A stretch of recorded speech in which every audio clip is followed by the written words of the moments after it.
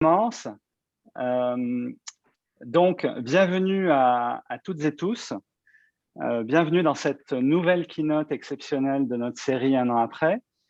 Nous sommes honorés d'avoir parmi nous ce soir, notamment après Paul Polman fin janvier, l'une des personnalités de son dernier livre, d'ailleurs, Thank You for Disrupting, Jean-Marie Dru.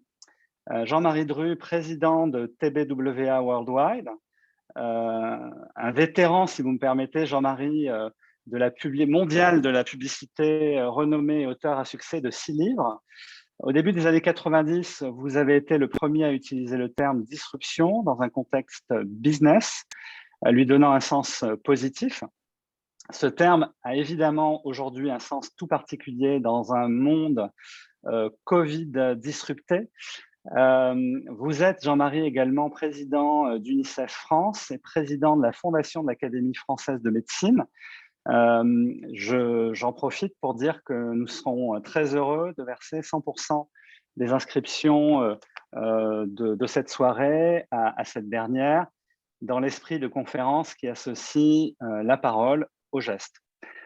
Pour interviewer Jean-Marie, nous avons la chance d'avoir quelqu'un qui le connaît particulièrement bien, Nathalie Rastoin, ex-présidente d'Ogilvy Paris et qui vient de fonder Polytane, une agence de conseil qui aide les marques à renforcer leur position en s'appuyant notamment sur les questions de changements sociétaux, culturels et humains, des enjeux là aussi au cœur de ce qu'on pourrait appeler le monde d'après.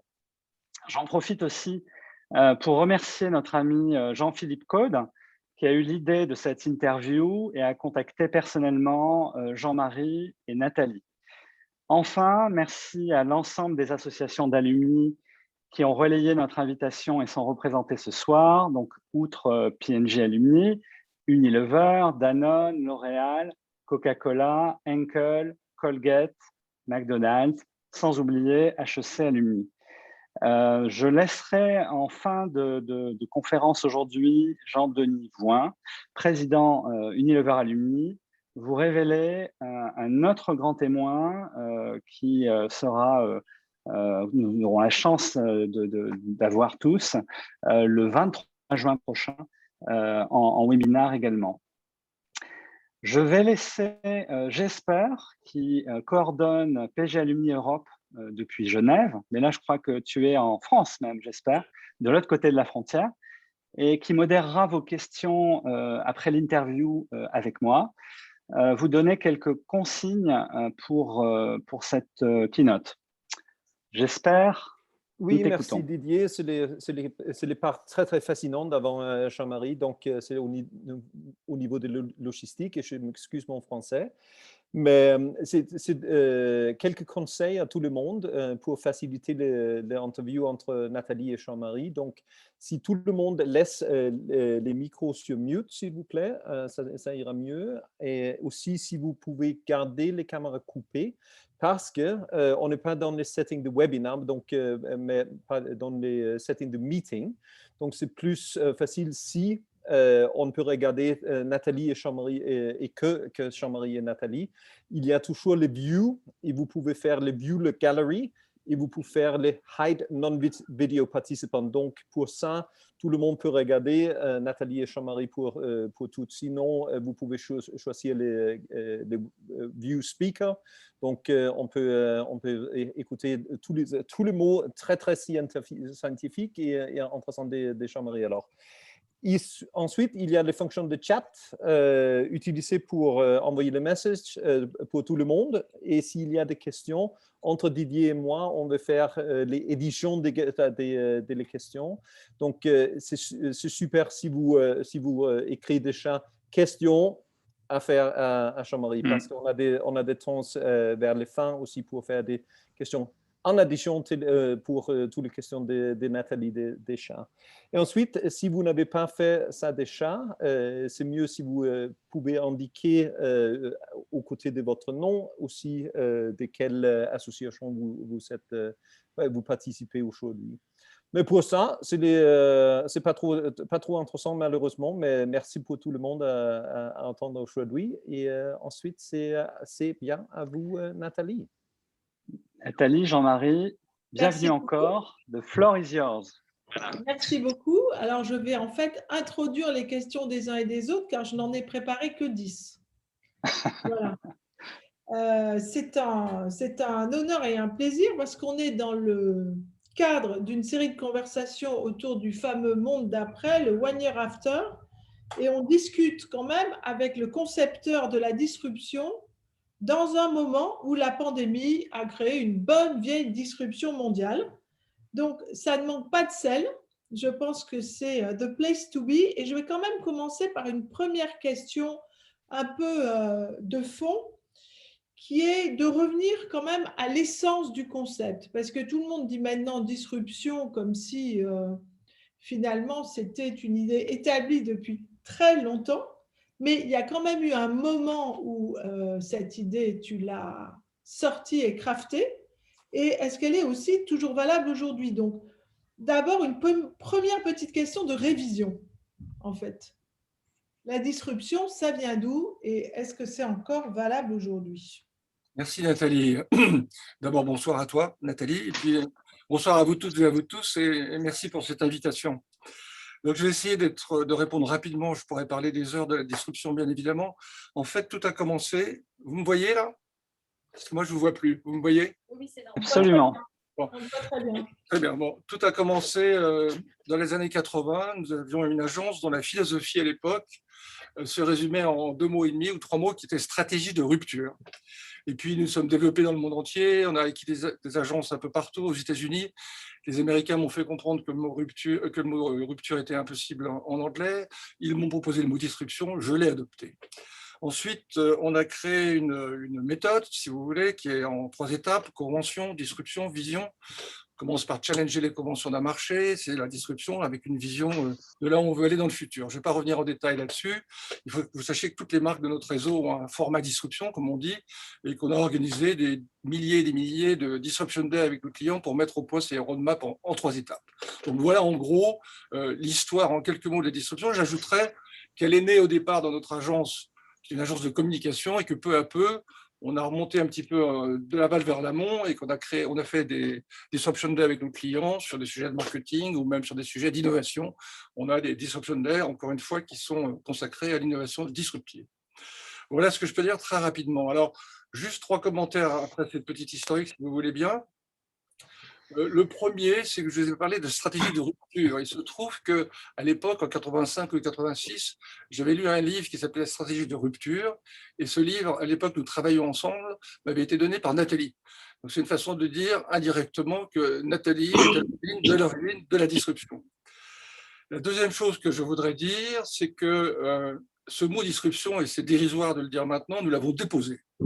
Il appartient à TBWA dans 20 ou 30 pays, sauf la Chine d'ailleurs, qui a refusé le dépôt de ce nom, le trouvant trop subversif.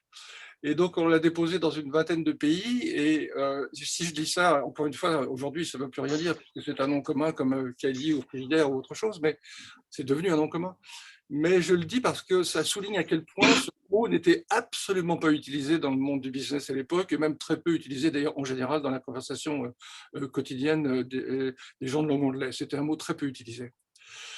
Enfin, le dernier point, et c'est là-dessus que je voudrais peut-être insister, c'est que je parlais de vision, convention, disruption, vision. En fait, l'idée, et Nathalie connaît ça très bien, l'idée c'est de se dire que pour bien développer les marques, c'est peut-être intéressant de parler du marché dans lequel elles opèrent, de leurs concurrents, mais c'est souvent plus intéressant de réfléchir au monde qui les entoure. Donc on dit souvent qu'on ne parle pas de share of market, mais de share of the future. Et donc pour mieux me faire comprendre, je vais vous présenter quelques films. Je ne vous présenterai pas beaucoup, je vais vous montrer des films ce soir qu'une seule fois, c'est maintenant, pour essayer de mettre en, comment dirais-je, de vous donner des exemples de ce que je veux dire par share of the future. Alors, puisque je parle du futur, je vais donc être obligé de revenir dans le passé. Et donc, j'ai choisi 3 exemples pour vous. Un exemple récent pour Airbnb, un exemple nettement plus ancien pour Pedigree, qui a 10 ou 15 ans, et puis un exemple très, très, très ancien qui date de 30 ans maintenant pour Danone. Donc, je vous propose qu'on regarde maintenant 5 ou 6 films ensemble, et rapidement encore, parce que le temps passe, je vous dirai quelques mots là-dessus avant de répondre aux autres questions de Nathalie. Est-ce qu'on peut voir les films, s'il vous plaît? Là arrive, 2 secondes.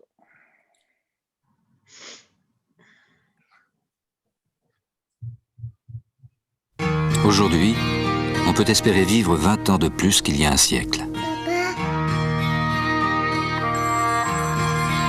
Les progrès de notre alimentation y ont contribué.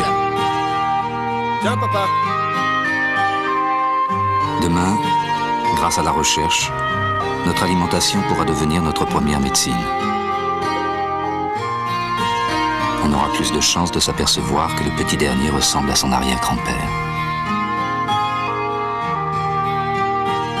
Bonjour, papa. Papa. Chaque année, l'Institut Danone encourage de jeunes chercheurs pour leurs travaux en nutrition.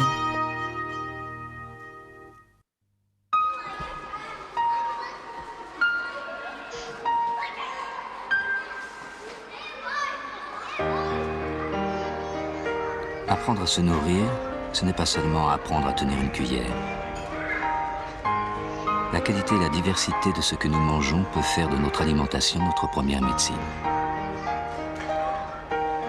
Pour y parvenir, il faut réapprendre à manger. Il n'est jamais trop tard, surtout quand on a 3 ans.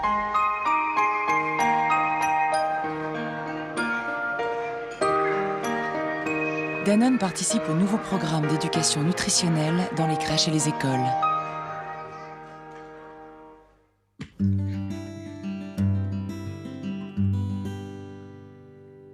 We're for dogs. Some people are for the whales. Some are for the trees. We're for dogs. The big ones and the little ones. The guardians and the comedians. The pure breeds and the mutts. We're for walks, runs, and romps. Digging, scratching, sniffing, and fetching. We're for dog parks, dog doors, and dog days. And if there were an international holiday for dogs, to celebrate their contribution to the quality of life on Earth, we'd be for that too. Because we're for dogs.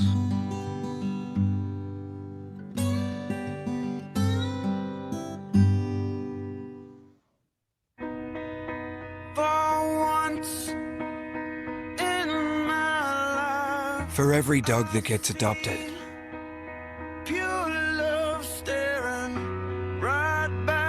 there's one that doesn't.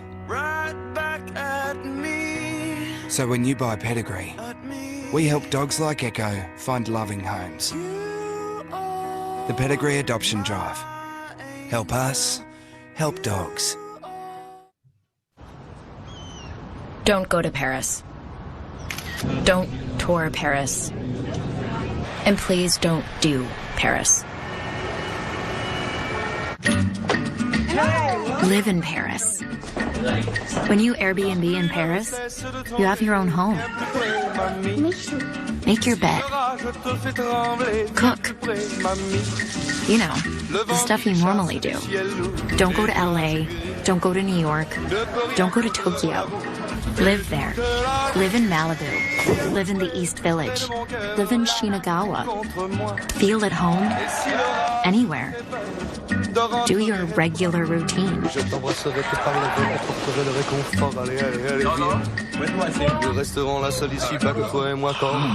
Wherever you go, don't go there. Live there. Even if it's just for a night. Non, merci. Pardon. Je suis là, oui. En fait, une disruption réussie, je vais essayer d'aller très vite, une disruption réussie, c'est lorsque vous arrivez à créer un avant et après dans l'histoire d'une marque. En 90, Danone s'est recentré sur la santé, alors que le discours de santé avait été abandonné depuis une quinzaine d'années sur cette marque. 15 ans ou 10 ans après, Franck Ribou se donnait comme purpose la santé par l'alimentation. Donc, il y a véritablement eu un avant et un après. La même chose pour Pédigré. Vous vous souvenez tous des campagnes pour Pédigré auparavant, qui étaient des campagnes qui disaient que Pédigré était recommandé par tous les éleveurs de chiens. Du jour au lendemain, nous avons changé de registre et on a essayé de s'approprier, comment dirais-je, les relations émotionnelles ou affectives qui existent entre les propriétaires de chiens et les chiens, ce qui nous a permis de prendre plein d'initiatives, comme par exemple la création du Pedigree Adoption Drive, qui est un très grand succès, des millions de chiens ont été adoptés. Enfin, dernier exemple, Brian Chesky était venu avec Belong Anywhere. Il n'avait pas été jusqu'au bout de l'idée et c'est arrivé dans un Disruption Day qu'on a fait avec lui, de dire en fait qu'il fallait que les gens comprennent qu'ils ne devaient plus se comporter comme des touristes, mais véritablement comme des gens qui habitent les villes. Et ça a permis d'être innovant. Par exemple, l'application, vous connaissez tous, qui permet aux hôtes d'Airbnb, enfin aux gens qui habitent dans les appartements d'Airbnb ou qui les louent, de vivre véritablement comme les habitants des villes. Cette application a été créée après, ce qui fait qu'on est très différents. Il y a TripAdvisor, pour dire en un mot, ce sont les touristes qui notent, alors que là, ce sont les habitants des villes qui donnent tous les conseils. Donc voilà en quelques mots ce qu'est en communication une disruption. Alors pour répondre très vite à la question que Nathalie m'a posée, est-ce qu'on a besoin véritablement encore plus de disruption aujourd'hui? Bien évidemment, pour les marques, mais je ne vais pas revenir. On reviendra tout à l'heure sur l'innovation et je crois qu'il y a besoin de plus en plus d'innovation disruptive.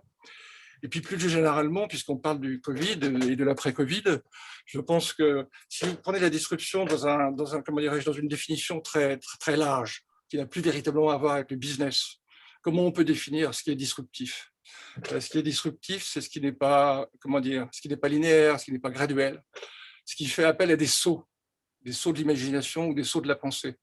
Et donc, je suis sûr que vous serez tous d'accord avec moi qu'on en a véritablement besoin aujourd'hui. On a besoin de disruption, dans le domaine sociétal, pour arriver à créer une société plus solidaire, dans le domaine politique, pour arriver à un meilleur vivre ensemble, dans le domaine économique, pour retrouver un meilleur équilibre entre ce qui vient de l'État et ce qui vient des entreprises privées, et puis aussi disruption écologique, bien évidemment, sociétale. Donc je crois véritablement, Nathalie, pour répondre à ta question, qu'on n'a jamais eu autant besoin de disruption, justement pour répondre à la grande disruption que nous vivons à travers la pandémie.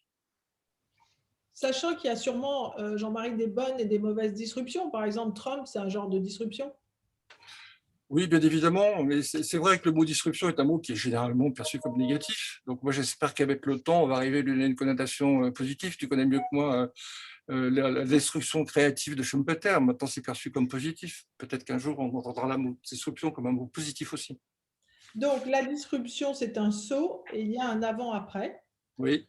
Et dans un monde où il y a effectivement du flou et qui est à l'état gazeux, le fait de cristalliser des avant-après fait avancer les marques et les entreprises. J'aimerais rajouter de manière purement historique qu'à l'époque où Jean-Marie s'est emparé du mot, la définition dans les dictionnaires était purement sur l'électricité. Disruptif. Voilà, disruptif.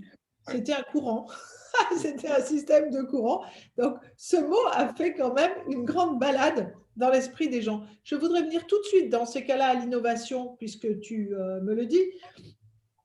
On vient d'une année de pandémie, 1 year after, et tous mes clients quasiment m'ont dit c'est formidable la pandémie, parce que ça m'a permis d'innover comme jamais, et j'ai fait en 6 mois ce que je pensais faire en 6 ans, c'est-à-dire tout le monde est passé en télétravail, on n'a jamais créé un produit aussi vite, les gens ont dû être convaincus de quelque chose que je leur disais depuis des années.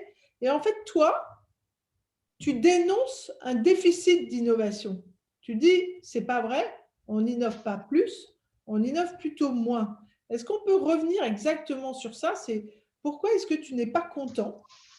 Je n'ai jamais dit que je n'étais pas content, j'ai juste constaté, d'autres ont constaté pour moi, on va dire. C'est vrai que c'est très contre-intuitif de dire à l'époque des GAFA, l'intelligence artificielle, la réalité virtuelle, des nanotechnologies, de tout ça, de dire qu'on n'innove pas. C'est pas moi qui le dis. D'ailleurs, il y avait un article il y a maintenant 4 ou 5 ans dans le Wall Street Journal qui avait déclenché beaucoup de discussions à l'époque, dont le titre était, si je me souviens bien, The economy hidden problem. We are short of ideas. Wall Street Journal. Et ce fait a été, et c'est très contre-intuitif, je le sais bien, mais ça a été corroboré par un grand nombre d'études ou de constats faits par de multiples cabinets ou universités ou autres. Par exemple, la MIT a produit une étude il y a 4 ans expliquant que la productivité de l'innovation avait diminué, c'est extraordinaire, avait diminué en moyenne sur les 10 dernières années de 5,3%. Le US Census Bureau, qui sort des statistiques sur tous ces sujets de façon très régulière, a mesuré ce qu'on appelle l'indice de vitalité, c'est-à-dire le pourcentage des inventions qui se transforment en produits en services dans la réalité quotidienne, et ce pourcentage est en diminution constante dans les 10 années précédentes. Ce qui a fait dire à Accenture à l'époque qu'en fait, l'innovation corporate était relativement stérile. Donc, c'est pas moi qui le dis, ce sont les cabinets, les études statistiques. C'est vraiment très étonnant. Alors, tu vas me poser peut-être la question, donc je réponds déjà, à savoir, mais comment est-ce possible, quoi ?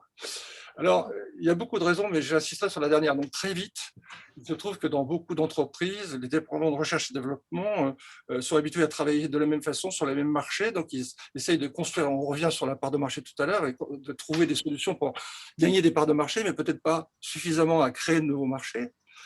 Dans beaucoup d'entreprises, et je m'excuse pour celles qui sont là, qui s'en sortiront critiquées, je ne vais surtout pas critiquer, mais dans beaucoup d'entreprises, les méthodes, les structures, les process qui conduisent à l'innovation sont très répétitifs.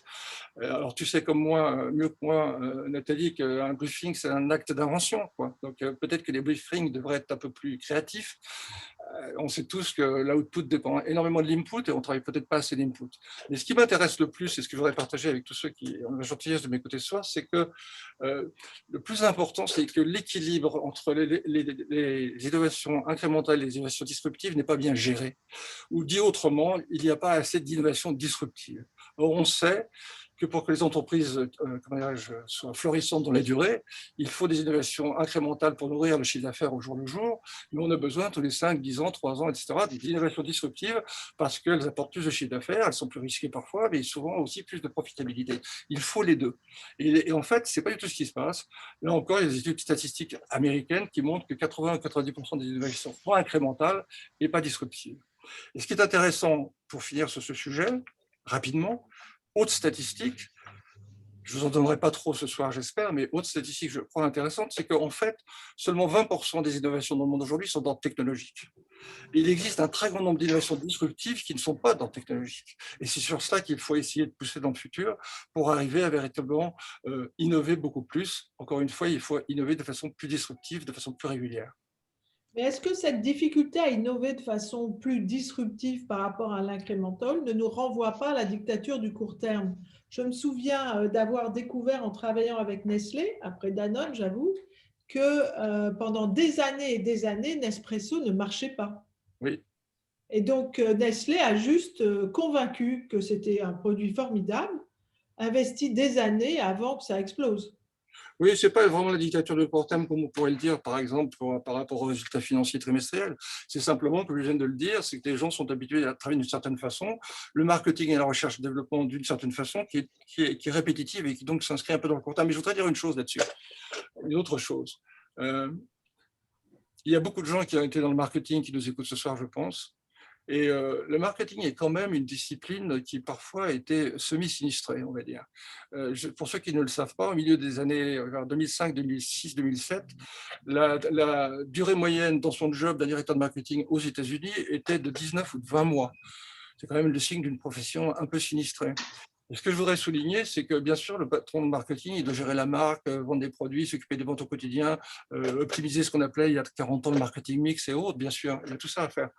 Mais je crois véritablement que le rôle du marketing par rapport à l'innovation est essentiel pour les raisons que je viens de dire, puisque 20% des innovations sont d'ordre technologique, toutes les autres, c'est des nouveaux business models, de nouveaux produits, de nouveaux services qui peuvent être proposés ou inventés par le marketing avec, comment dirais-je, les départements de recherche et de développement ou les départements d'innovation. Autrement dit, en un mot, je crois qu'on oublie trop souvent, et j'insiste le plus que je peux sur le fait que, en fait, le marketing est chargé tout simplement de la croissance comment dirais-je, interne, de la croissance organique.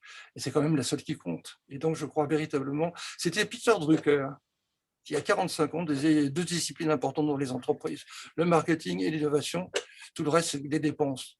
J'exagérais peut-être un petit peu, mais je pense que c'est important Je trouve véritablement que le marketing doit être beaucoup plus leader dans les entreprises que je connais par rapport à l'innovation. Voilà, tout ce que je souhaite dire simplement. J'espère que tu vas faire des convaincus ce soir. Revenons-en au fameux monde d'après. J'ai lu une interview de Jeff Bezos qui était intéressante au sens où il disait « On me demande toujours ce qui change dans ces périodes, alors que le plus intéressant, c'est ce qui ne change pas et bizarrement, on ne me le demande jamais. » Donc, j'en profite, 1 an après ce début de pandémie, pour te demander, selon toi, ce qui n'a pas changé en fait du tout dans ce monde what year after. Dans les entreprises d'abord Oui, dans les entreprises, chez les gens, qu'est-ce qui ne change pas en fait Bon, c'est pas une question facile, hein, parce que, comment dirais-je, il y a des grands... Il y a des choses évidentes qui sont là toujours, qui évoluent, mais qui ne changent pas profondément. Tu parlais de Bezos. Bien. Alors, plutôt que de non-changement, je préférerais parler d'évolution qui continueront, on va dire. Voilà. D'accord. Et qui se confirme comme évolution. Voilà, dans Bezos, c'est comment dirais-je, l'homme par excellence qui incarne l'expérimentation. C'est un homme qui expérimente toujours, qui a expliqué qu'il faisait 9 échecs pour une réussite, que la réussite d'Amazon dépendait du nombre d'expérimentations qu'il faisait par mois, par jour, par année, etc. C'est tout à fait, et je crois qu'on va véritablement vers un monde d'expérimentation, parce qu'il y a des conséquences très, très profondes. C'est-à-dire que, je ne sais pas si les gens qui... C'est difficile de se parler en visio comme ça. Hein. Bon, je ne sais pas, mais je ne sais pas si les gens si vous tous qui m'écoutez ce soir, vous vous êtes rendu compte que lorsque vous regardez des interviews, mais ça fait 20 ans maintenant, des gens de la Silicon Valley ou de Bezos ou d'autres, ils ne parlent jamais de stratégie. Le mot stratégie ne vient jamais. Pour dans un simple, c'est qu'ils n'ont pas le temps de réfléchir sur les stratégies, ils expérimentent, ils essayent, et puis ce qui marche, ils le mettent en place. Et donc, on rentre dans un monde, je pense. Moi, j'ai été élevé par Procter, j'ai commencé comme assistant chef de pub sur Ariane en 71, donc il y avait un mur entre la stratégie et l'exécution, bien évidemment. Ben, on arrive dans un monde, je crois, où maintenant les deux sont mélangés en permanence et on progresse par l'accumulation d'expérience qu'on peut faire au jour le jour, et la stratégie s'avance en marchant. Et ça se définit en marchant. Et ça, je crois que c'est vraiment une tendance qu'on avait auparavant et qui va se confirmer. La deuxième chose, puisque tu me demandes ce qui ne change pas, c'est le poids de la marque. Moi, ce qui m'a toujours intéressé dans la marque, c'est que tous les 5 ou 10 ans, je vois sortir un article dans Advertising Age ou dans Marketing Week ou dans ce que vous voulez, qui dit, ça y est, on arrive au moment du déclin des marques. C'est récurrent, puis 40, 50 ans, etc. Bon, c'est exactement l'inverse qui se passe. Comme vous le savez peut-être, c'est en 2009, pour la première fois, il y avait une étude qui avait été faite aux États-Unis très intéressante où quelqu'un avait cumulé tous les actifs, mais avec un seul chiffre, tous les actifs des 500 S&P, enfin des 500 plus grosses sociétés américaines. En fait, il est pareil avec un chiffre, il avait séparé en 2 chiffres, les actifs matériels et les actifs immatériels, tangibles et intangibles. Et pour la première fois en 2009, les actifs immatériels ont dépassé les actifs matériels. Depuis, ça n'a fait que croître. Et ce que vous savez tous, mais sur lequel il est important d'insister, c'est que parmi tous les actifs immatériels, celui qui arrive en premier est la marque. Et de plus en plus. Donc, je crois que c'est une chose qui ne changera pas et qui évolue dans ce sens, c'est que les marques n'ont jamais eu autant de poids pour nos clients, pour les entreprises, et puis en plus, encore une fois, sur les bilans de ces mêmes entreprises. Dernière chose, on avait parlé beaucoup avec Paul Polman, c'est-à-dire que la RSE est devenue, j'allais dire centrale, en tous les cas, elle n'est plus adjacente, elle est pratiquement centrale dans beaucoup d'entreprises. Vous avez parlé, on va pas parler d'Emmanuel Faber aujourd'hui, peut-être qu'on parlera de Danone tout à l'heure, mais en fait, c'est extrêmement central. Et il y a un exemple que j'aime beaucoup, c'est celui de Marc Benioff chez Salesforce. Je ne sais pas si vous connaissez ça. Il a créé un système qu'il appelle le 1-1-1. Il donne chaque année 1% du temps de ses employés, 1% de ses produits et 1% de ses produits, du temps de ses employés, je ne sais plus, enfin, c'est pas grave. Et il appelle ça donc le 1-1-1. Comment ? Bon, il appelle ça donc le 1-1-1. Et ce qui est extraordinaire, c'est que Marc Benioff a créé une fondation pour aider les entreprises qui veulent adopter ce système. Et aujourd'hui, il y a 3500 entreprises dans le monde qui vont adopter le 1-1-1 de Marc Benioff. Donc tout ça pour dire que la RSE est véritablement devenue... Marc Benioff va très loin. Il l'a dit il n'y a pas très longtemps, the business of business is improving the state of the world. Bon, c'est peut-être un peu excessif dans la pensée, mais moi je ne le pense pas. Et donc je crois vraiment que la RSE, parmi les choses qui ne changent pas, ou plutôt qui évoluent et qui vont se confirmer dans le futur, fait partie de ces choses. Donc voilà, pour résumer ce que je t'ai dit, expérimentation, marque. Expérimentation, marque. RSE. Voilà. D'ailleurs, la Silicon Valley a inventé un super joli mot. Ils disent jamais qu'ils changent de stratégie, ils disent qu'ils pivotent. C'est quand même vachement plus chic. Donc, plus personne ne change de stratégie et tout le monde a le droit de pivoter. Tu as dit un mot, je rebondis dessus, sur Danone. Alors, de façon paradoxale quand même, on a assisté aussi dans l'année, qui a été quand même une année assez riche en événements d'entreprise, on a assisté à la fois à l'arrivée de la loi Pacte, la raison d'être, etc., et à ce qu'on a appelé l'affaire Danone, où certains ont dit que manifestement, quand on n'avait pas les résultats qu'il fallait, la raison d'être ne suffit pas. Tu nous as montré, j'adore ce film qui s'appelle Génération. Oui. Tu nous as montré Génération. Tu connais très très bien Danone. Je ne sais pas combien de présidents à qui tu as raconté le rôle de la marque. Il n'y en a pas eu beaucoup. Qu'est-ce que tu as pensé de l'épisode en fait? C'est-à-dire l'affaire Danone. Oui. J'en parlais. Ah, ça, ce n'est pas une question facile, d'autant plus que j'ai des amis de Danone qui sont en face de nous ce soir.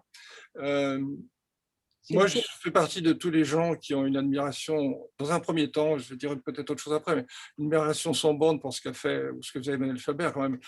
Enfin, très rapidement, la première multinationale sociale avec Mohamed Yunus, Danone Communities qui permet d'aider des multiples entreprises sociales dans le monde entier. Je crois qu'il avait fait un plan pour aider l'emploi dans les zones, comment dirais-je, où sont implantées les usines de Danone dans le monde entier. Je crois même qu'il a fait des plans pour essayer de faire en sorte que la plupart des collaborateurs de Danone, où qu'ils soient dans le monde, aient des protections sociales qui se rapprochent de celles de la France. Donc, c'est, comment dirais-je, enfin, moi, dans mon dernier livre, j'ai écrit une dizaine de pages sur Emmanuel Faber, donc je suis peut-être pas autant 6 ou 7, je suis un fanatique d'Emmanuel Faber. Alors, que dire? Il y a les fonds activistes, il manquait 3% de profitabilité. Si je peux dire quelque chose en étant le plus réservé possible, peut-être que ces 3% de profitabilité qui manquaient ne venaient pas du fait qu'Emmanuel Faber investissait autant de son temps et de son énergie sur la RSE, et peut-être que ça venait, et j'en dirai pas plus, peut-être plus de problèmes de management interne. C'était un homme très solitaire et qui parfois peut-être n'a pas pu exploiter à 100% toutes les capacités de ses collaborateurs. Je ne dirai pas plus parce que ce serait de ma part très prétentieux. Je dis simplement que c'est un mauvais coup porté à la RSE parce que comme il était l'exemple même, le fait que c'est pu sembler être mis en cause que ses gestions semblait être mis en cause parce qu'il investissait trop sur la RSE est très dommage. Mais en fait, je crois que la trace qu'il laissera, ça sera celle d'un formidable exemple. Alors, regardons encore Danone et revenons dans le temps avec le discours, je crois, de 12 d'Antoine Riboud, c'est ça? Oui, 72 oui. Voilà.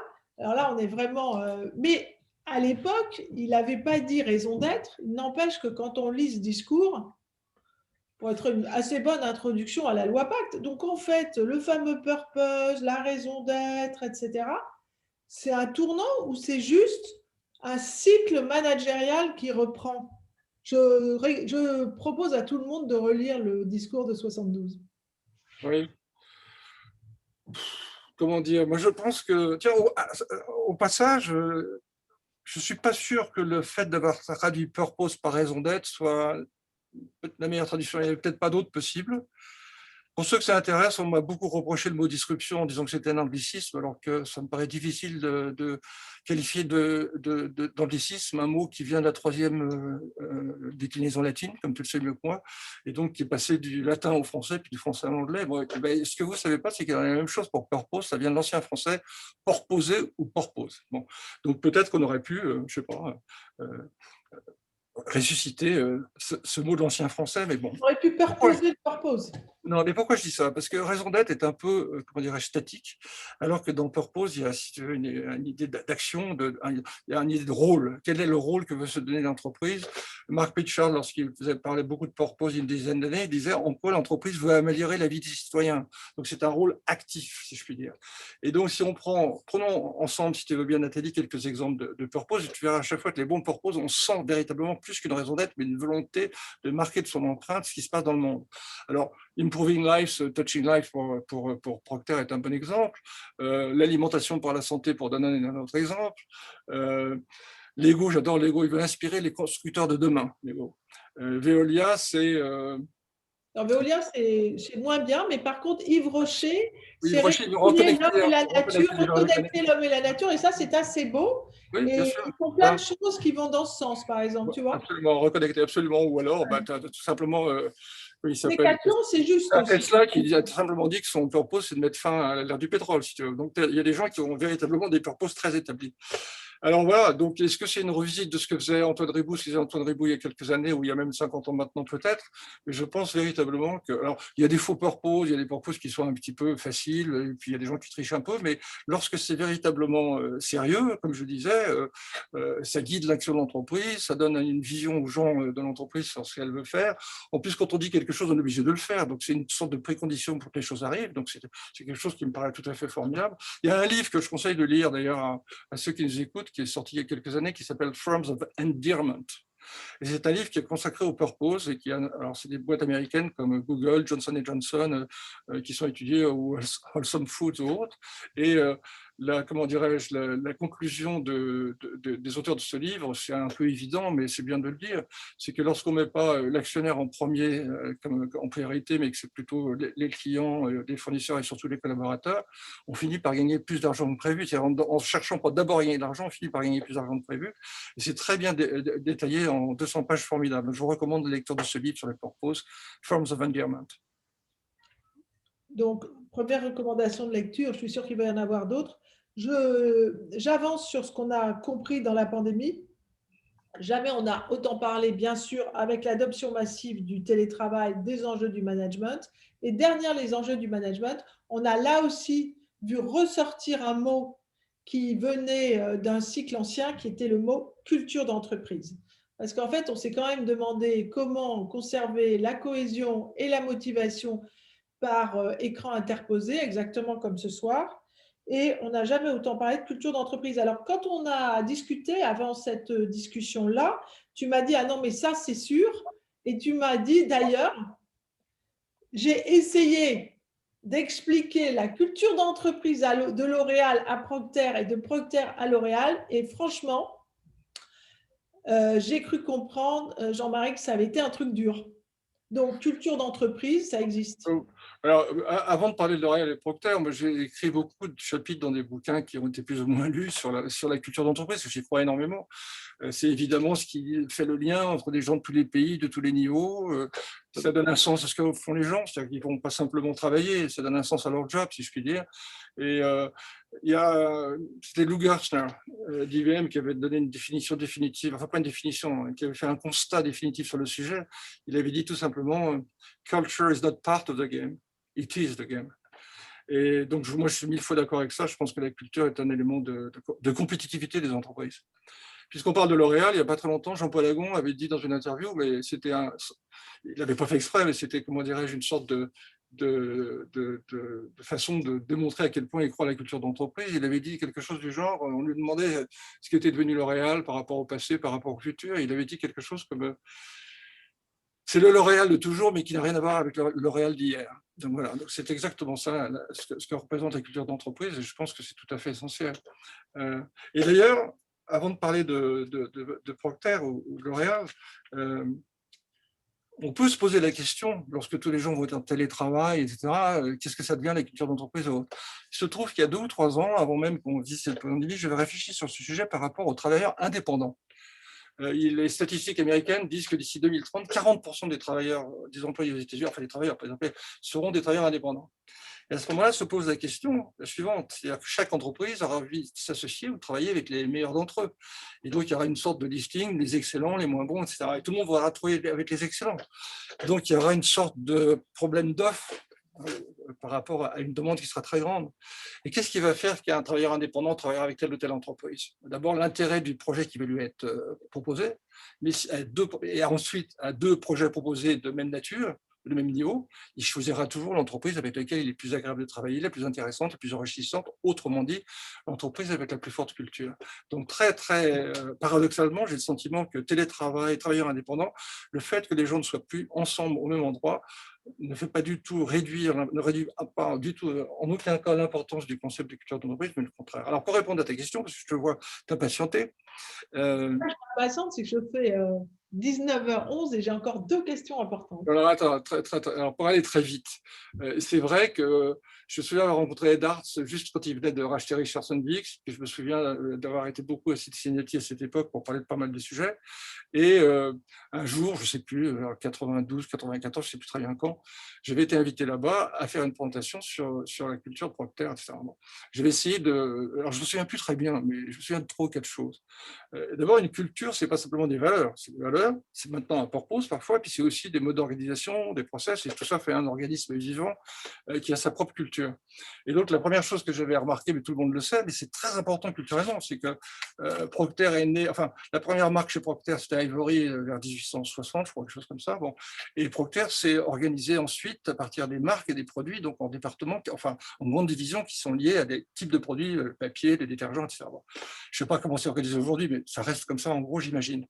Alors que l'histoire de L'Oréal, c'est pour ça qu'il faut toujours revenir aux premières histoires, c'est Eugène Schweller, il a fait de la coloration pour les coiffeurs. Et donc, ils sont développés à partir des circuits de distribution, hein, coiffure, etc. Bon. Grande distribution, parfumerie et pharmacie. Et je me rappelle que dans les années 80, je pensais que c'était un handicap de L'Oréal, parce que j'ai travaillé pour Procter, la marque, les chefs de marque. Bon. Et puis, le temps passant, avec la concentration grandissante de la distribution, je me demande si ce n'est pas devenu peut-être pas un avantage compétitif de L'Oréal, mais en tous les cas, une force de L'Oréal. Bon. Alors, je vais parler aussi d'autre chose, je crois, c'est-à-dire que comme dans les produits de soins, les produits de beauté, c'est toujours le mélange de science et de beauté. C'est moins vrai aujourd'hui, mais à l'époque, L'Oréal travaillait de façon très intéressante, de façon complémentaire. C'est-à-dire que pour des produits vendus en pharmacie, on faisait des annonces qui étaient très beauté, et pour des produits qui étaient vendus en parfumerie, on faisait des annonces qui étaient très scientifiques, en pensant que la conjugaison du circuit et de la publicité ferait son travail. Ce qui n'était pas du tout le cas de Procter, qui était beaucoup plus univoque. Je vais aussi remarquer que, mais là je me trompe, il y a tellement longtemps que les modes de décision étaient pris très différemment. La recommandation unique de chez Procter, qui n'existe peut-être plus, mais qui remontait du bas jusqu'en haut, c'est pas du tout organisé comme ça chez L'Oréal. Et donc j'avais évoqué ça. Et surtout, et j'en viens au point essentiel, petite Nathalie, je crois que stratégie et exécution, on en a déjà parlé, la stratégie est fondamentale chez Procter, au bon sens du terme. C'est-à-dire que les analyses sont très profondes, très rigoureuses, le quantitatif est immense. Au passage, tout ce qui n'est pas mesurable est presque... Parfois, c'est peut-être une erreur réputée comme non existante, si je puis dire. Enfin, c'est peut-être une erreur. Ça. Mais donc, c'est ça. Alors que chez L'Oréal, et je m'excuse si des gens de L'Oréal ne sont pas d'accord avec moi, je pense que la réflexion stratégique sur les marques, en tous les cas, est forte, mais moins pesante. Mais par contre, comme tu le sais, Nathalie, tout le travail sur l'exécution, sur le style, sur la forme est essentiel, parce que les gens de L'Oréal pensent que le style et la forme participent de l'essence de la marque. Bon. Et ça, c'est une différence immense. Et pour peut-être illustrer cela, je peux raconter une anecdote dont je t'ai parlé l'autre jour, c'est qu'il y a très longtemps, hein, c'est-à-dire que je suis un ancien combattant, donc il y a très très longtemps, je crois dans les années 70, j'avais une discussion avec un monsieur qui s'appelait Galinier-Varin, qui était un des grands directeurs de L'Oréal de l'époque, et il m'avait dit, on parlait comme ça, et il m'avait dit, est-ce que vous connaissez Bruce Weber? Puis non. Il dit, moi, je le connais bien. Je dis, qui est-ce? Il dit, c'est un photographe.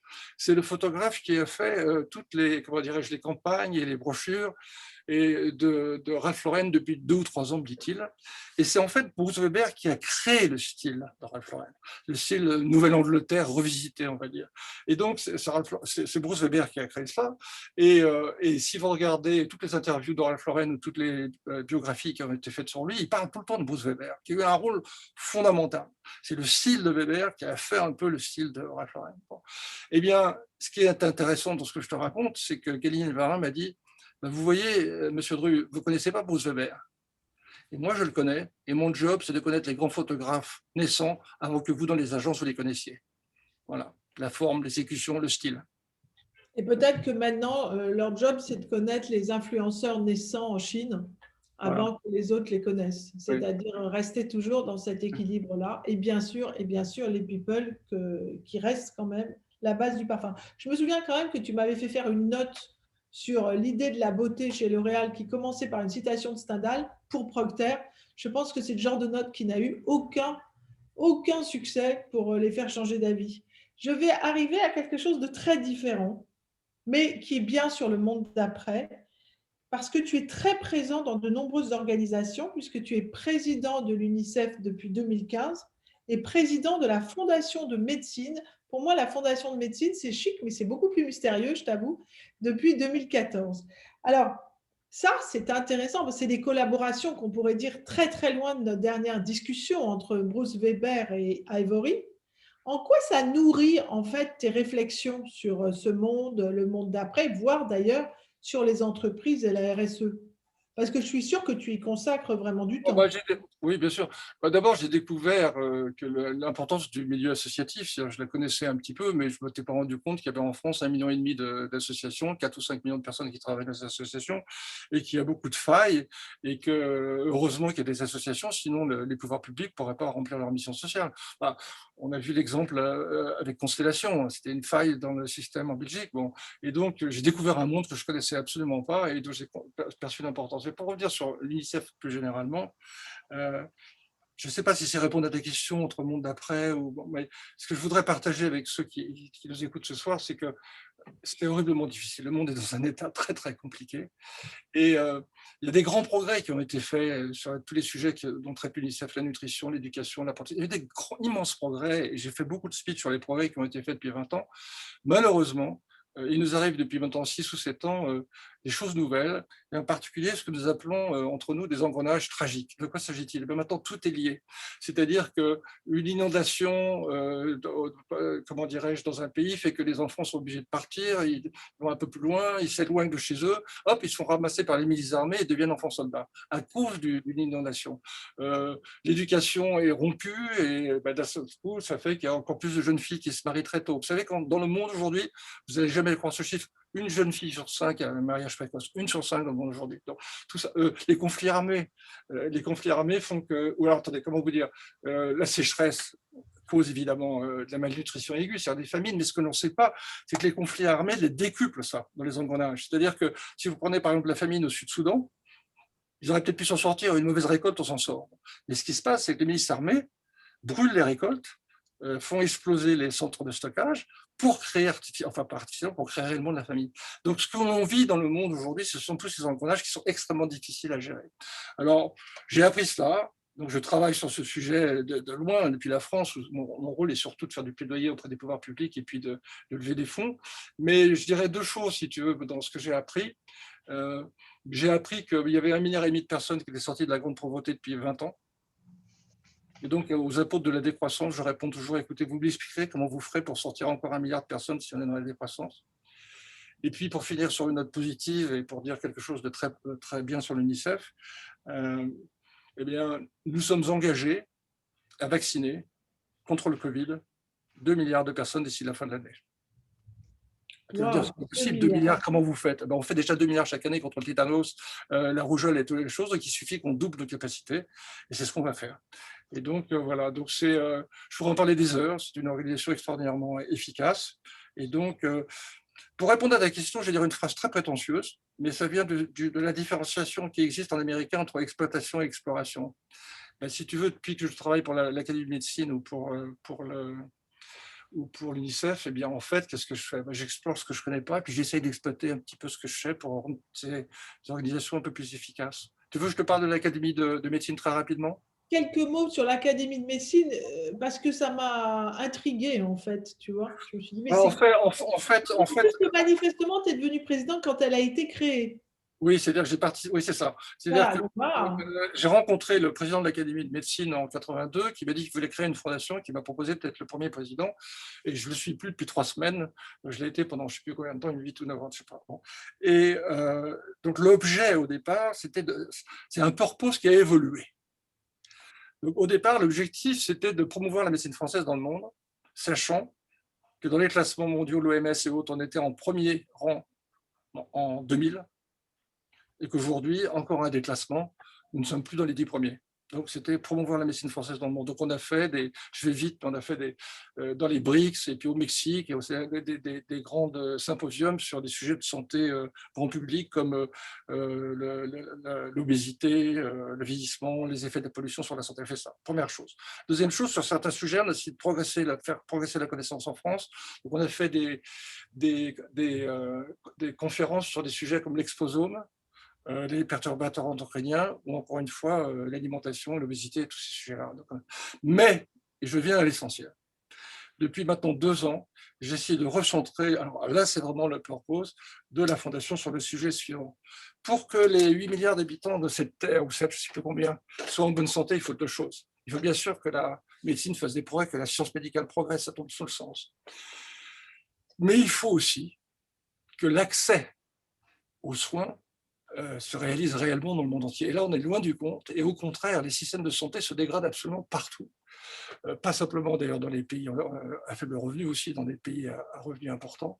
Ça se dégrade partout. Et je vais partager avec vous une statistique qui est absolument pas crédible, qui a été donnée par l'OMS il n'y a pas très longtemps.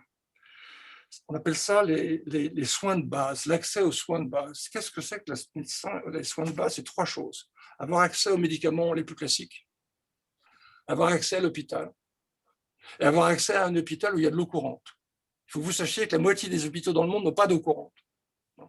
Eh bien, les projections de l'OMS, et ça fait frémir, les projections de l'OMS sont que d'ici 2030, si rien n'est fait, le nombre de gens dans le monde qui n'auront pas accès à la totalité de ces 3 éléments, tiens-toi bien Nathalie, sera de 5 milliards. Wow.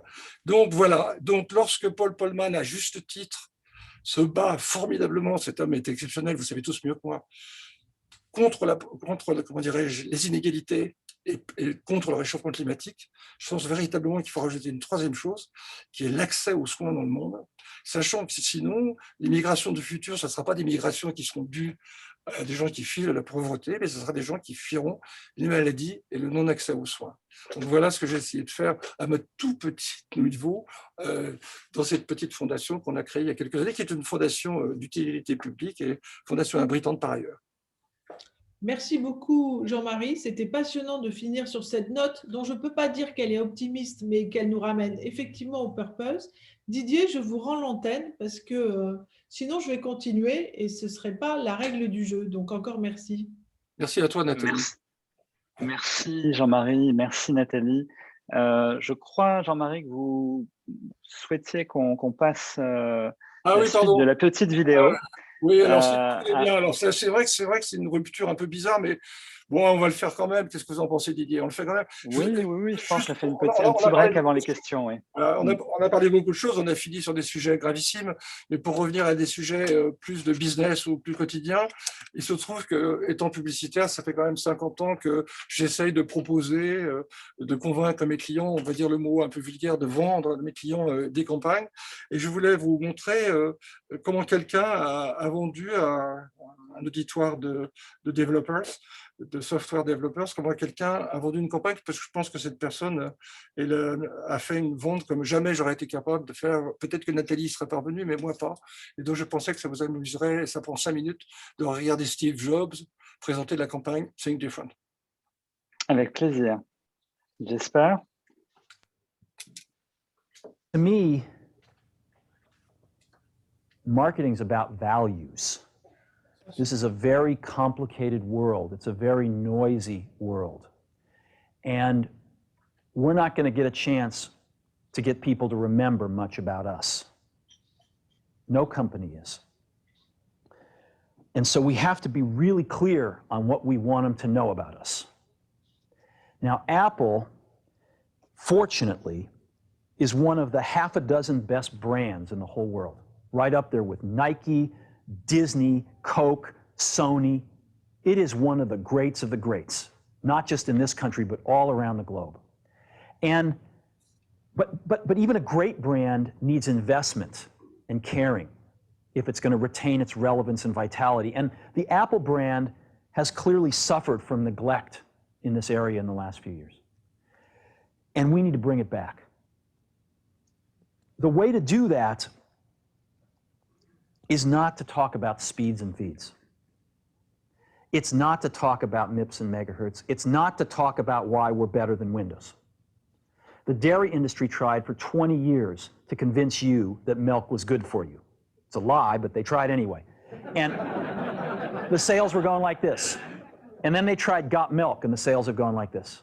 Got Milk doesn't even talk about the product. Matter of fact, it focuses on the absence of the product. But the best example of all And one of the greatest jobs of marketing the universe has ever seen is Nike. Remember, Nike sells a commodity. They sell shoes. And yet, when you think of Nike, you feel something different than a shoe company. In their ads, as you know, they don't ever talk about the products. They don't ever tell you about their air soles and why they're better than Reebok's air soles. What does Nike do in their advertising? They honor great athletes and they honor great athletics. That's who they are. That's what they are about. Apple spends a fortune on advertising. You'd never know it. You'd never know it. So when I got here, Apple just fired their agency. They were doing a competition with 23 agencies that 4 years from now would have picked one. And we blew that up, and we hired Chiat, the ad agency that I was fortunate enough to work with years ago. We created some award-winning work, including the commercial voted the best ad ever made in 1984 by advertising professionals. And we started working about 8 weeks ago. And the question we asked was, our customers want to know who is Apple and what is it that we stand for? Where do we fit in this world? And what we're about isn't making boxes for people to get their jobs done, although we do that well. We do that better than almost anybody in some cases. But Apple's about something more than that. Apple, at the core, its core value is that we believe that people with passion can change the world for the better. That's what we believe. And we've had the opportunity to work with people like that. We've had an opportunity to work with people like you, with software developers, with customers who have done it in some big and some small ways. And we believe that in this world, people can change it for the better. And that those people that are crazy enough to think they can change the world are the ones that actually do. And so what we're going to do in our first brand marketing campaign in several years is to get back to that core value. A lot of things have changed. The market's a totally different place than it was a decade ago. And Apple's totally different, and Apple's place in it is totally different. And believe me, the products and the distribution strategy and the manufacturing are totally different, and we understand that.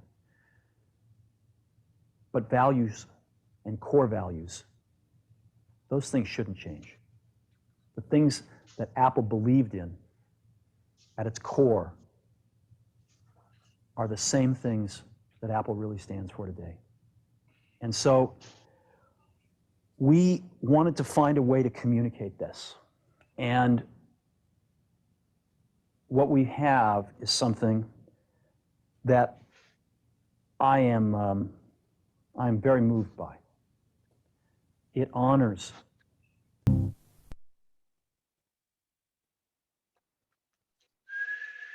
Moving. Bon, je crois qu'on a déjà 4 questions. J'espère, je te laisse peut-être poser la première. Yes, I think, Jean-Marie, I'll start with one which is less of a question and perhaps more of a bridge. Yes. Which is a comment that came from Mathieu from the Enchaîne Danone, which is a comment to the difference between genuine values and pretending. So Mathieu's comment was, woke washing is beginning to infect our industry. It's putting in peril the very thing which offers us the opportunity to help tackle many of the world's issues, which is a quote from Alan Job from Unilever. What's your point, almost as a bridge into the questions? What would be your observation between the pretending to care and actually caring? Je ne remercie pas pour la question parce qu'elle est vraiment difficile. Mais comment dire, bien évidemment qu'il y a des gens qui profitent, il y a des purposes qui ne sont pas authentiques, il y a des, comment dirais-je, des promesses qui ne sont pas toujours tenues, etc. Mais fondamentalement, comment dirais-je, le fait C'est obligatoire. Dès que vous avez un mouvement, il y a des gens qui en profitent et qui le récupèrent, mais ça n'empêche que, de l'autre côté, j'ai donné quelques exemples tout à l'heure, il y a des dizaines et des dizaines d'entreprises qui sont dotées d'un purpose vraiment motivant. Je répète ce que j'ai dit, je crois que la RSE est devenue véritablement quelque chose de central dans beaucoup d'entreprises.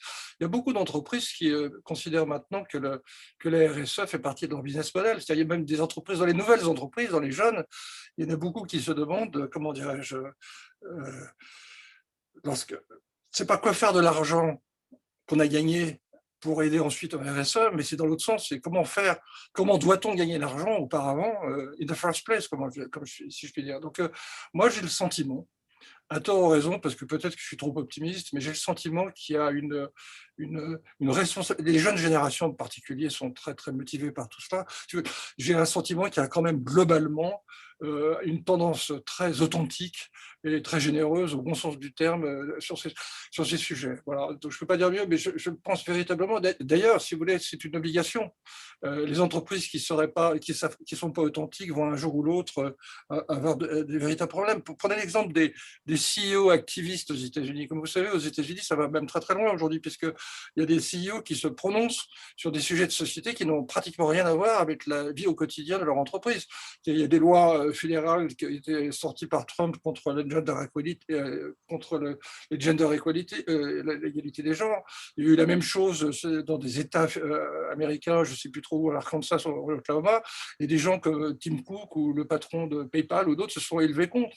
Et ce que l'on dit de plus en plus aujourd'hui aux États-Unis, c'est que si les CEO ne savent pas se prononcer sur ces sujets, les entreprises vont en souffrir. D'abord en interne avec des collaborateurs qui souhaitent que leur patron s'engage, et puis ensuite auprès des consommateurs ou des clients en général. Donc moi je pense que c'est irréversible. Évidemment, à chaque fois qu'il y a une tendance positive, il y aura toujours des gens qui l'exploiteront.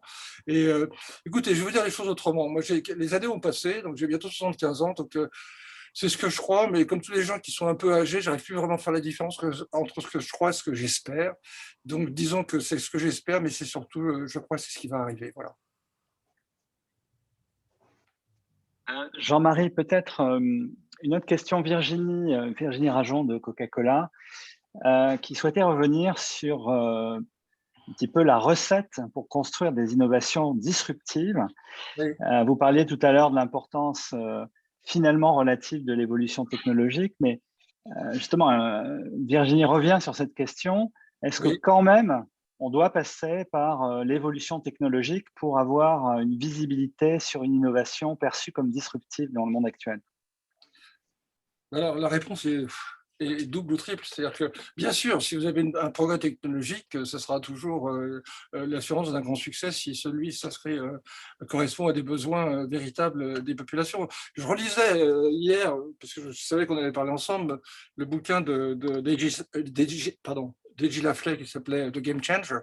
Et donc, je regardais, il parlait de toutes les innovations disruptives de Procter. Ce qui est intéressant dedans, c'est qu'évidemment, Tide, Pampers, tous les produits de Procter ont été fondés sur une innovation technologique. Simplement, ce qui est à noter, c'est que sur les 15 dernières années, alors peut-être que ça a changé depuis 5 ans, parce que mon constat date d'il y a 5 ou 6 ans, mais il n'y avait que deux vraies innovations, comment dirais-je, disruptives, qui étaient Swiffer et Febreze. Bon, c'est pas beaucoup quand même. Bon.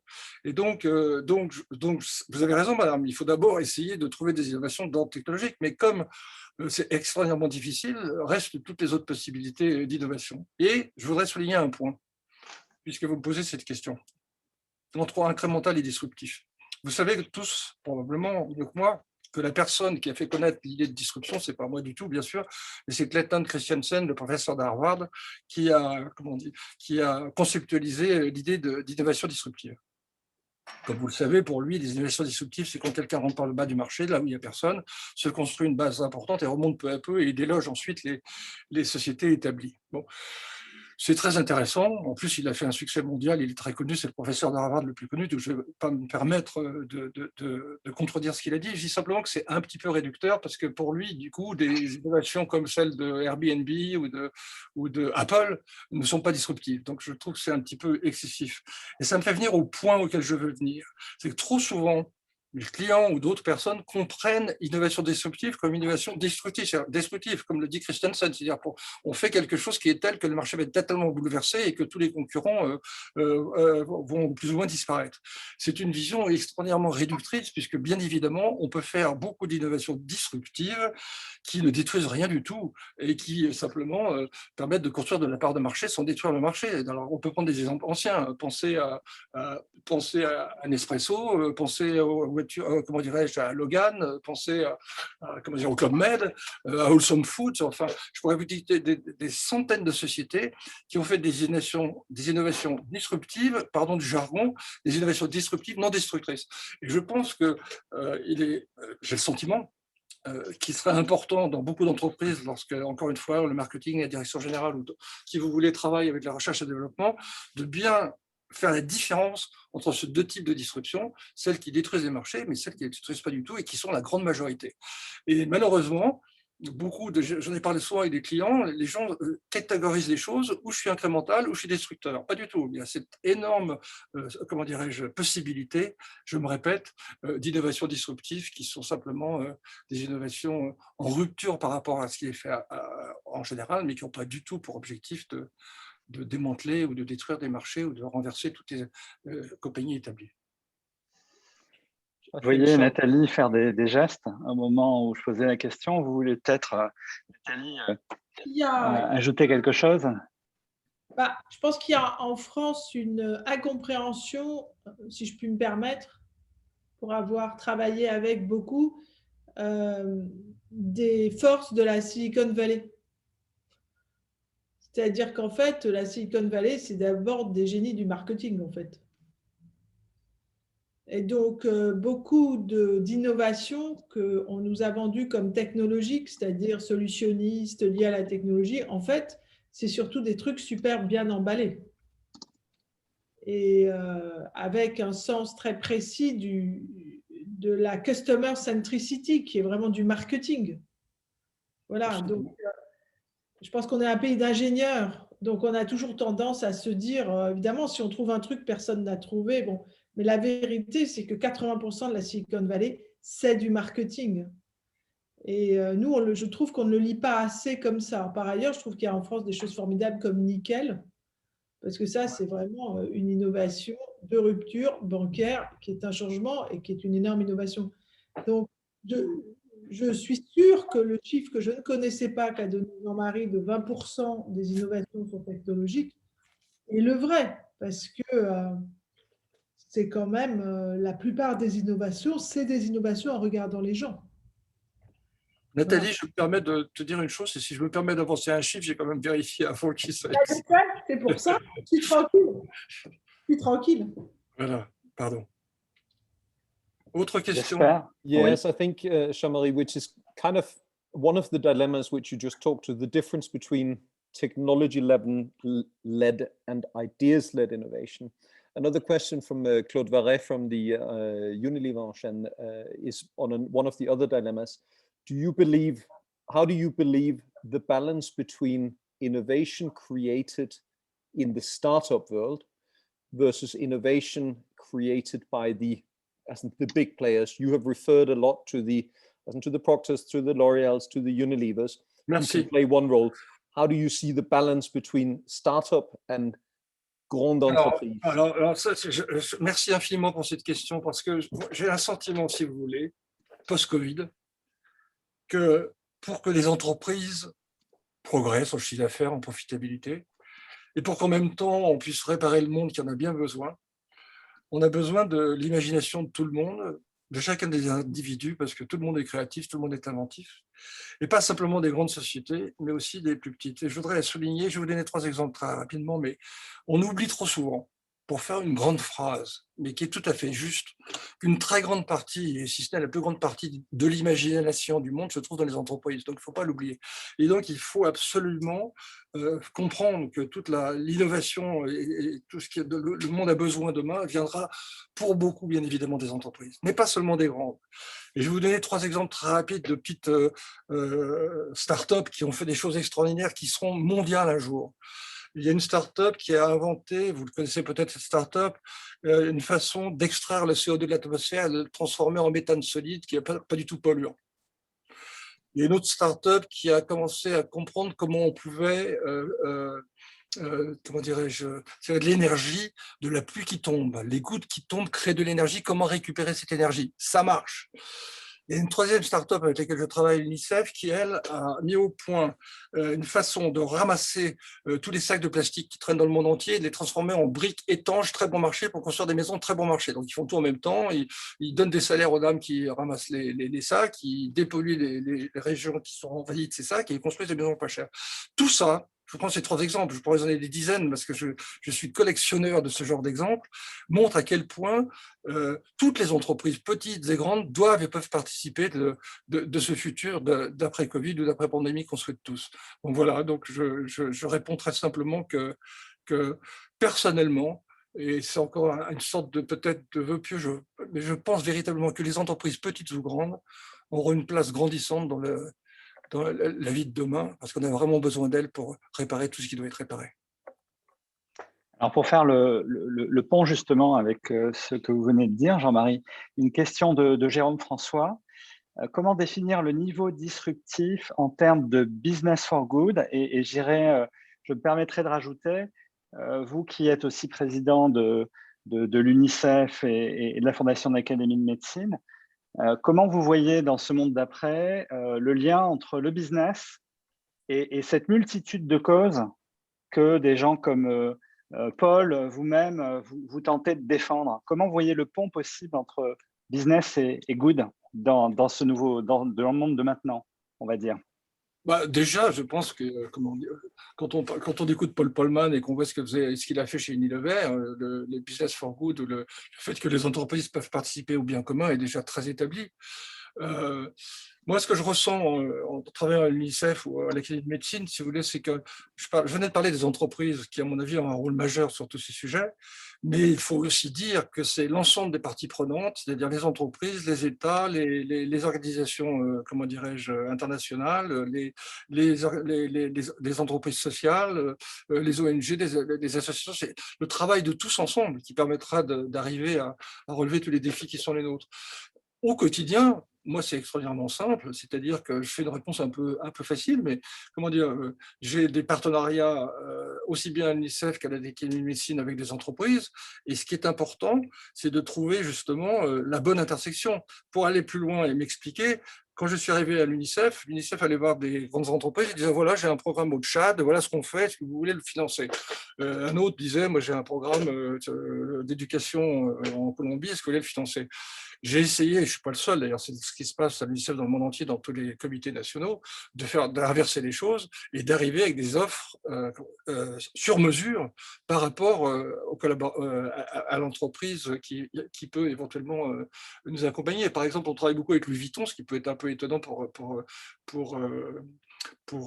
l'UNICEF, mais on leur avait proposé de créer un produit bon marché. En fait, chez Louis Vuitton, ils ne font que des produits en or normalement. Donc, ils ont créé un bracelet en argent qui coûte 400 ou 500 euros. Ça nous rapporte 2 à 3 millions d'euros par an à nous, l'UNICEF en France.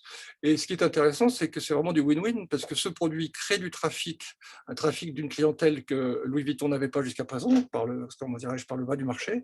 Et puis de notre côté, ça nous permet de financer des programmes dans le monde entier. Donc je crois que la bonne collaboration future entre les associations, les ONG, les académies de médecine ou autres et les entreprises, c'est d'avoir faire preuve d'un peu de créativité, de faire ce que fait très bien Nathalie ou ce que j'essaie de faire dans mon métier, c'est d'arriver à croiser, comment dirais-je, des intérêts divers et trouver des offres.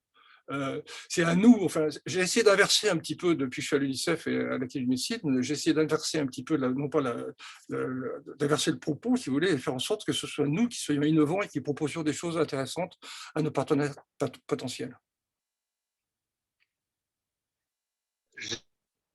On vous entend plus, Didier, on vous entend plus. Ah, vous m'entendez là? Oui,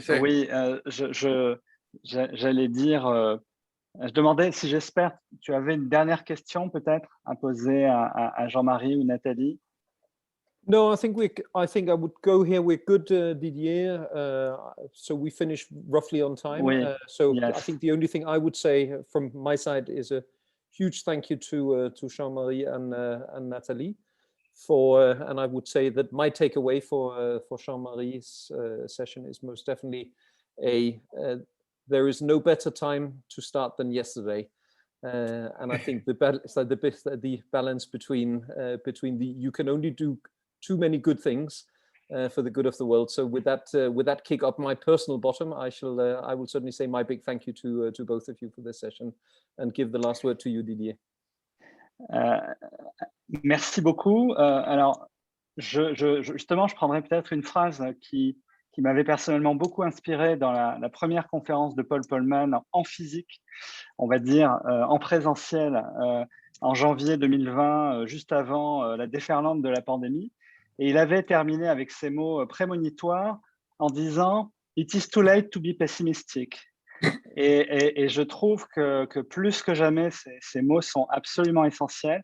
Je voulais, avant de laisser la parole à Jean-Denis Voin, qui souhaiterait dire quelques mots sur notre prochain invité au mois de juin, vraiment vous remercier très chaleureusement, Jean-Marie, Nathalie, vous tous, pour votre participation.